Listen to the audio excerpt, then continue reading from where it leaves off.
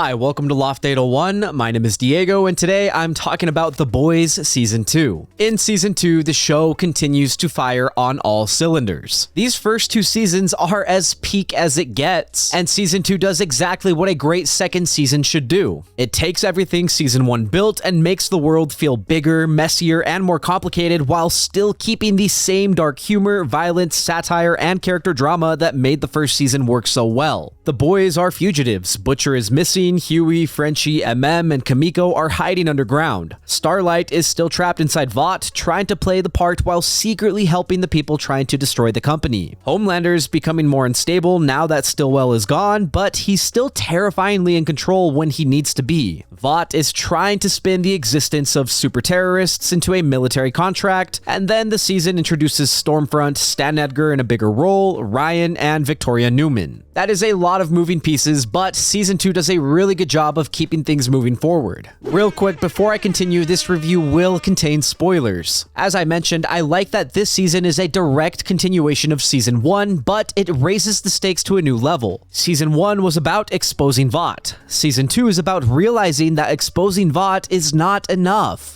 That's what makes the season so interesting to me. The Compound V reveals should have destroyed the company. I loved that the world finds out that superheroes are not chosen by God or naturally special. They are manufactured. Vought and parents injected their children with a dangerous drug, and Vought lied to everybody. But instead of collapsing, Vought does what it always does. It pivots. They blame rogue scientists, Stillwell, and super terrorists. They take the truth, twist it, and turn fear into profit. And that's why Season 2 feels relevant. It's not just satirizing superheroes, but also corporations, celebrities, politics, religion, the military, the media, and how all of those things feed into each other. This season does a really good job of showing that Vought is not just a superhero company. Stan Edgar says it perfectly. Vought is a pharmaceutical company. Compound V is the product. So someone like Homelander might think that he is Vought, but to Stan Edgar, he's just a dangerous product. And speaking of that, I love their dynamic. Stan Edgar is one of the best additions to this season because he is one of the only characters who does not seem afraid of Homelander. He doesn't talk to Homelander like he's a god. He treats him like a bad product. And that makes Homelander furious because he needs love, approval, and validation that Stan Edgar refuses to give to him. So even without superpowers, Edgar is very powerful. He has control and he understands the business better than everyone around him, making him one of the few people who can actually put Homelander in his place. Antonystarr is again amazing as Homelander in this season. Homelander in Season 2 is still genuinely scary. He's insecure, yes, but he's not a joke. Even when he's throwing tantrums, there's still a calculation to him. He knows when to smile for the cameras and he knows when to threaten people quietly. He knows when to make someone like Starlight feel completely trapped without needing to immediately kill her. The scene where he pressures Starlight and basically forces her to play along is so tense because she knows there's nothing she can physically do. Annie's strong, but compared to Homelander, she's helpless. And that's one of the things I loved about the earlier seasons. Just because you're a superhero does not mean that you are immediately free. Starlight is powerful, Maeve is powerful, A-Train is powerful, but all of them are trapped inside the Vought machine in different ways. Let's continue with Annie as an example. In Season 1, she was this innocent, genuinely good person who believed she was chosen for something meaningful. But by Season 2, she knows the truth. Vought is evil and her mother lied to her. She knows her entire identity was built on manipulation. As a result, she starts stooping to Vought's level. She blackmails Gecko, leaks the Compound V, she lies, sneaks around, and makes desperate choices. But it makes sense because in this world, being morally good doesn't mean you're going to win. I liked seeing Annie struggle with that. She is one of the better, more moral persons in the show, but she's learning that if she wants to survive Vought, she can't continue to do the same things. And that also plays pretty well into Hughie's arc. Hughie is still Hughie. He's anxious, emotional, awkward, and sometimes he makes really dumb decisions. I'm not gonna pretend Hughie is my favorite character because he frustrates me a lot. But in this season, I do think his emotional perspective matters. The boys are always stuck between two approaches. Do they become as ruthless as Vought, or do they try to hold on to some semblance of humanity? Hughie usually represents the humanity side, and Butcher represents that ruthless edge. Season 2 puts those ideas into conflict constantly. Butcher is still one of the most entertaining characters in the show. Karlurban is great.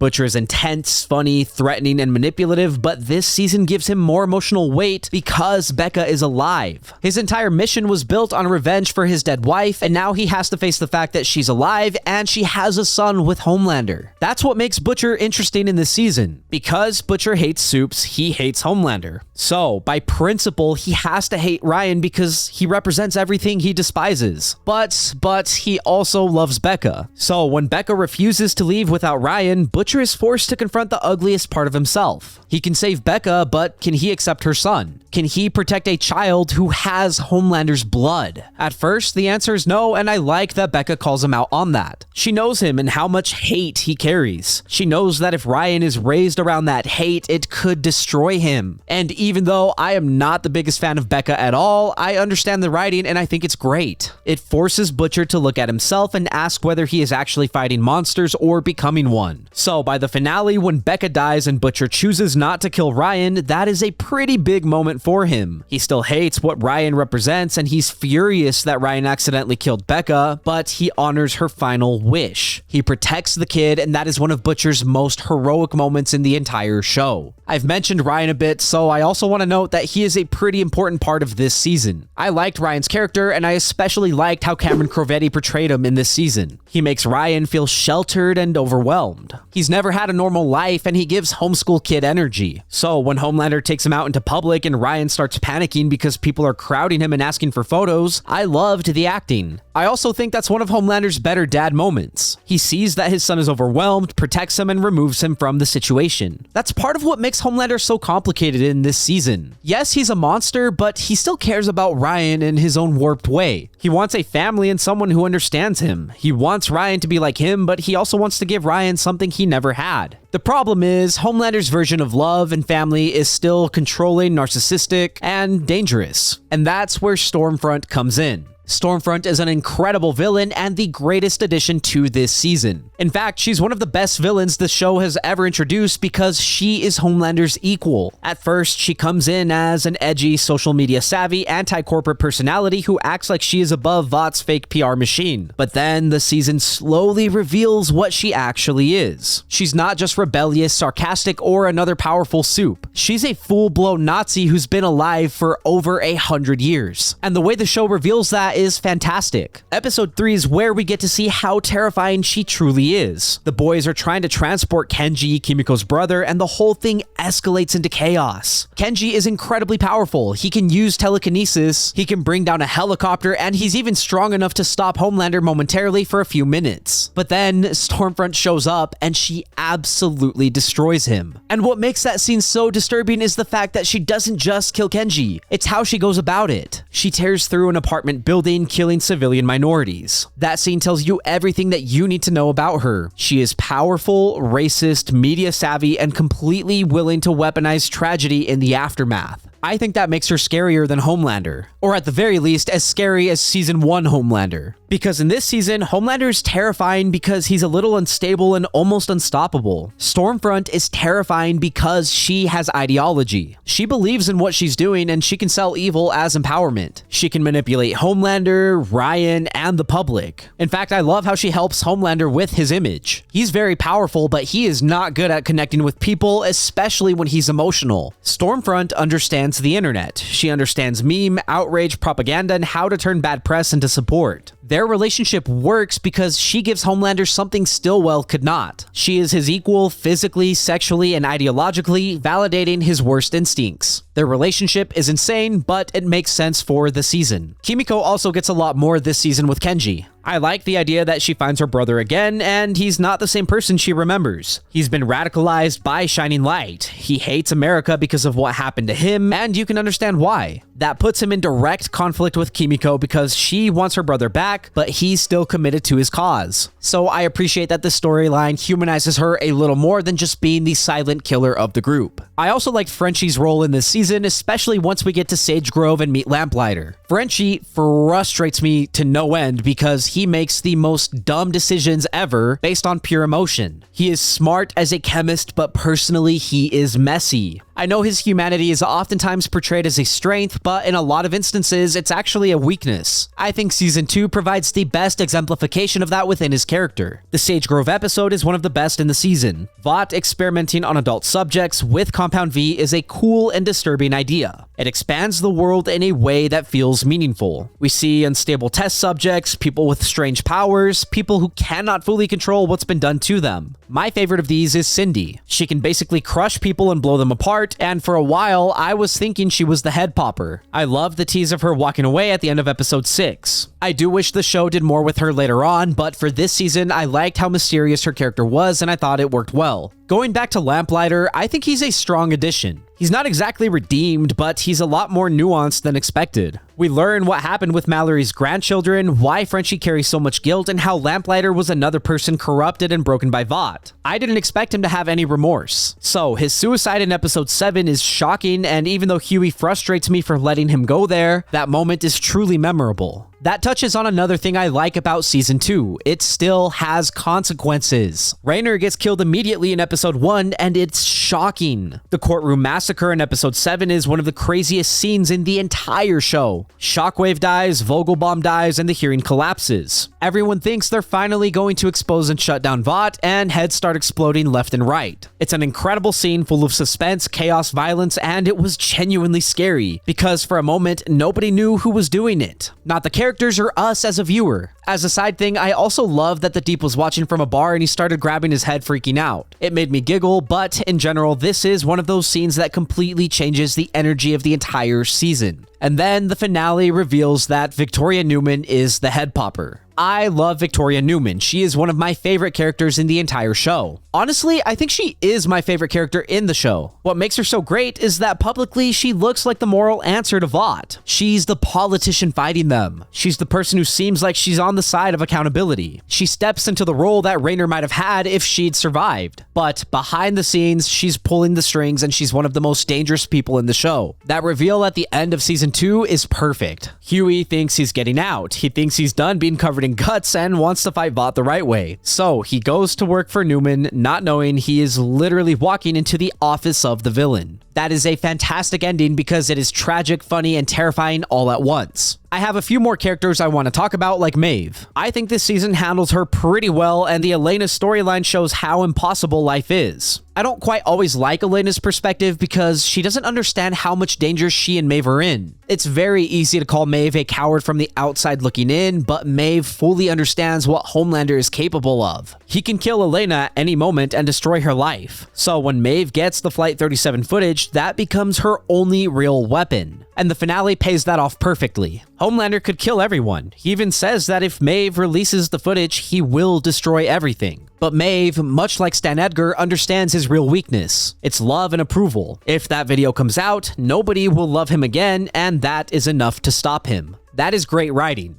A-Train also has a solid season. I like that he has a heart problem and he can't just run his way out of every problem. He's scared, angry, and insecure because his entire identity is built on being the fastest man alive, and now Vought is discarding him. Homelander humiliates him to no end. Stormfront is subtly racist towards him. So by the finale, he helps take Stormfront down because he's frustrated, he hates her, and he wants a way back into the Seven. That feels very true to A-Train's selfish personality. The Peak storyline is funny and weird in this season, and I liked it. His involvement with the Church of Collective is clearly making fun of Scientology, celebrity rehabilitation, and image repair. The Gil therapy scene is bizarre, the arranged marriage is funny, and his desperation to get back into the Seven works for him. Looking back on the whole show, I don't know how much this subplot mattered in the grand scheme of things, but at least within this season, I thought it worked well. Moving on to technicalities, I think this season is strong. The production design is great. Vought Tower still feels sleek and corporate. Sage Grove feels creepy and clinical. The boys' hideouts feel dirty and desperate. The Vought movie sets and PR events are hilarious because they feel fake in the exact right way. Everything in this show has a polished corporate feel to it, but underneath the surface it all feels dark and grimy. The cinematography works really well to sell that. Earning some extra praise, there are a lot of great visuals. Black Noir surviving an explosion, Homelander soaked in blood, Stormfront destroying the apartment building, the courtroom massacre, Sage Grove breaking into chaos, and Ryan burning Stormfront. The show knows when to be glossy, grimy, and when to be almost absurdly comical. As with the previous season, the music fuels that. Season 2 has many amazing needle drops. The song choices give the scenes a lot of flavor, whether it's darkly funny, intense, or just completely unhinged. The show knows how to use music to make a moment stick. The The final thing I want to say is that the pacing in this season is very good. There's a lot going on, but I never felt like the season lost itself. Some subplots are better than others, but every storyline feeds into the grander picture. Vought's power, Homelander's instability, Stormfront's ideology, Ryan's importance, and the boys trying to survive long enough to do any damage. If I had any complaints, they are mostly small or related to where the future seasons go, or didn't go. So for season 2, any issue I had didn't ruin anything. This season is still an amazing continuation of season 1. It keeps the same dark humor, satire, violence, and character drama, but it expands the world in a way that feels bigger without losing focus. It introduces Stormfront as one of the show's best villains. It makes Stan Edgar a major force. It gives Butcher a more emotional arc. It makes Starlight more complicated. It gives Homelander a terrifying romantic equal. And it ends with one of the best reveals in the entire series with Victoria Neuman. Season 2 is absolutely worth watching. If you're watching The Boys, season 1 and season 2 are the peak. In this season, everything continues to fire on all cylinders. It's shocking, but the shock still has meaning. It's violent, but the violence still serves the story. It's funny, but the humor is still attached to the characters and satire. And most importantly, it still feels like there are real stakes. For me, The Boys season 2 is excellent and one of the strongest seasons in the entire show, and honestly, it is one of the best superhero TV seasons I've watched. Thank you for listening to my review of The Boys Season 2. If you enjoyed the review, leave a like and hit subscribe. If you did not enjoy the review, I'm sending Homelander after you. As always, I would love to read what you have to say, so leave a comment and let me know what you're thinking. Also, if there's something you want to see reviewed, don't forget to let me know and I will do my best to get to it. Lastly, if you want to see some more from me, then you can check out my vlogs linked up above or my podcast, Good Friends. Again, thank you for watching. My name is Diego and I will see you next time.